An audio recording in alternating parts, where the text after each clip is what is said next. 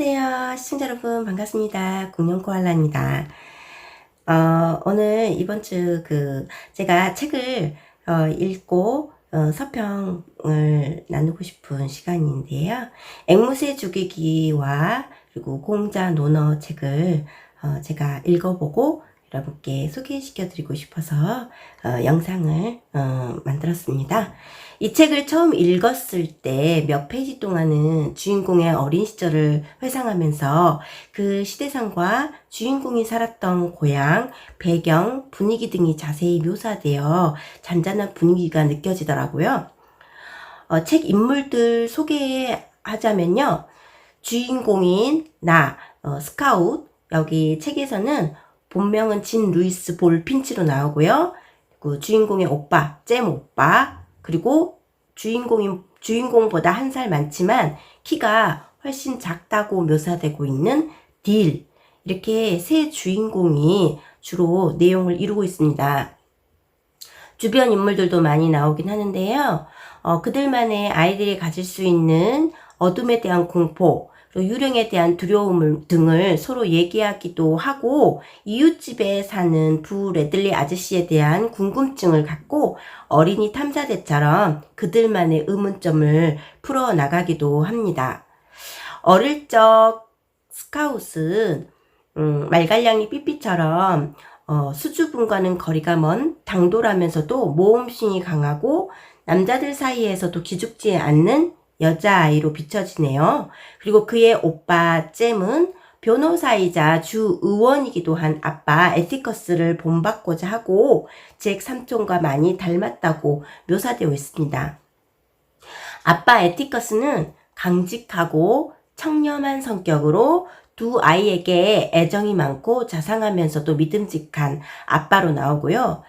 참고로 주인공 엄마는 스카웃이 2세 때 돌아가셨다고 나와 있고요. 두 아이들은 아빠에게 의존도가 높으면서 어릴 때부터 한 집안에서 살아온 흑인인 캘퍼니 아줌마에게 글 읽기도 배우고 대리 엄마처럼 도움을 받아왔습니다.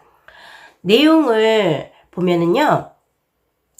여름마다 모디 아줌마 집으로 와서 여름 한철을 보내는 딜과 함께 스카웃과 잼은 서로 스스럼없이 잘 어울리면서 몇 년간 이렇게 동네를 돌아다니면서 여러 가지 사건도 겪게 되고, 그렇게 하면서 이 책은 점점 전개를 해나가고 있습니다. 사건이 세 가지 사건이 주로 나오는데요. 저는 이제 세 가지 사건에 흥미롭게 눈여겨보았습니다. 메이콤 군에서는 세 가지 크고 작은 사건들이 일어나는데요. 주인공 스카웃이 초등학생 입학 전과 입학 후까지 총 3년간에 걸쳐 상황을 자세하면서도 독자들에게 얘기를 생생하게 들려주고 있는 것 같습니다. 이 사건들은 별개가 아니라 긴밀하게 연관되어 있고요. 주인공 스카웃의 시선으로 때론 긴박하고 때론 슬로우하게 전개되는 것 같습니다. 이 앵무새 죽이기 책은 스테디셀러잖아요. 근데 당시에 이 주인공인 스카웃의 어린아이 시선으로 바라본 세 가지 크고 작은 사건들은 그 시대상, 즉 대공황이었던 사회적 분위기, 그리고 미국 남부의 조그만 소도시 메이콤 군의 상황에 따라 잘 그 배경을 잘 알아야 되는 것 같더라고요. 이 배 상황에 따라 전개되는 것 같습니다. 물론 이 책에서는 아주 자잘한 사건도 많고요. 그 밖에 눈여겨볼 거리도 많지만 그 중에서도 저는 이 세 사건을 중점으로 말씀드리고 싶네요. 그중 첫 번째 사건은 이웃집 듀보스 할머니와 엮인 사건인데요. 이웃집 듀보스 할머니는 늘 흑인 소녀의 도움을 받고 대부분의 시간을 침대에서 보내거나 본인 집 현관에 앉아서 구경하는 늙고 병든 노파로 나옵니다. 평소 스카웃과 잼은 그 집 앞을 지나갈 때마다 몇 번씩 할머니와 마주쳤는데요. 그때마다 듀보스 할머니는 화가 난 눈빛과 가혹한 말을 내뱉으면서 별로 좋은 이미지가 아니더라고요. 우연히 잼 오빠가 듀보스 할머니 앞 정원에서 할머니가 기른 동백꽃의 머리 부분을 모두 잘라내고 푸릇한 봉우리 잎으로 꽃밭을 어지럽혀지는 일을 저지르게 되고요. 그 훗날 여러 차례 스카웃이 오빠에게 왜 그랬냐고 물어봤는데 잼 오빠는 잘 모르겠다고 합니다. 아무튼 그 때문에 아빠는 잼 오빠에게 듀보스의 할머니에게 직접 사죄할 것을 명령하고 그 과정에서 하는 수 없이 잼 오빠는 매주 토요일마다 꽃밭에서 꽃이 원상태로 될 때까지 관리해 주기로 했고요. 나중에 듀보스 할머니는 추가 주문을 합니다. 즉, 잼 오빠에게 한 달 정도 자신의 집에서 책을 읽어주라고 하죠. 그리고 이를 시행하게 되는 잼 오빠와 그리고 주인공 스카웃도 따라 나서게 되고요. 약 한 달 동안 어두컴컴하고 음산한 느낌의 할머니 집에서 불편하지만 거스를 수 없는 부탁이기에 책을 읽어주기 시작하고 할머니는 이제 듣는 동안 침대에 바짝 누워 있으면서 중간중간 발작 같은 행동을 하고 침도 많이 흘리는 모습으로 지저분하고 꽤 이상한 모습으로 나오고 있네요.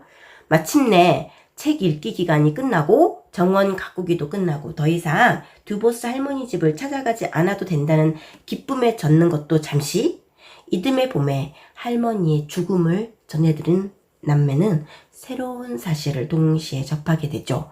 늙고 병들었던 할머니는 책 읽기를 들으며 자신과의 싸움에 끊임없이 이기려고 했던 점, 그리고 마약성 진통제를 극복하고 죽음 앞에서 드디어 온전한 정신으로 마지막까지 편안하게 사력을 다해 그리고 죽음을 편안하게 받아들였던 모습, 이런 거를 아빠가 훗날 아이들에게 전해주는 교훈과 함께 어느새 조금씩 남매는 정신적으로 성장하고 있었던 거죠.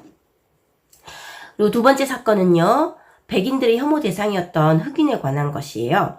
아빠는 흑인인 톰 로빈슨의 재판을 맡아서 진행하게 되었고, 이 작품 속 지리적 배경만큼 중요한 시대적 배경 또한 참고로 눈여겨볼 만한데요.